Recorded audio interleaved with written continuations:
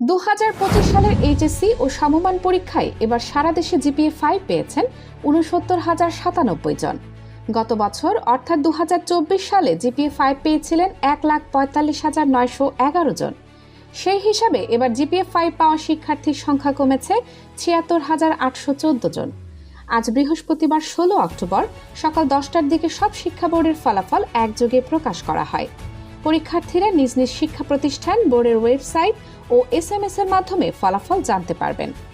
এবার এইচএসসি ও সমমান পরীক্ষার ফলাফলে গড় পাশের হার 58.83। এবারের পরীক্ষার ফলাফলে দেখা গেছে 2025 সালে দেশের 202টি শিক্ষা প্রতিষ্ঠানের সব পরীক্ষার্থী অকৃতকার্য হয়েছেন।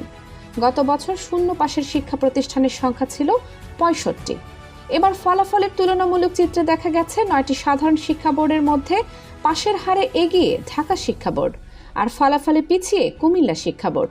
ঢাকা শিক্ষা বোর্ডে এবছরের মোট পাশের হার 64.62, আর কুমিল্লা শিক্ষা বোর্ডের পাশের হার 48.86।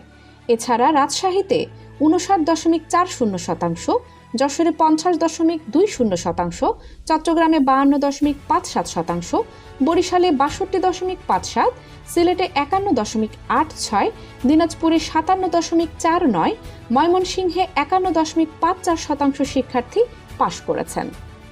কানিজ ফাতেমা সোমা, ডেস্ক নিউজ।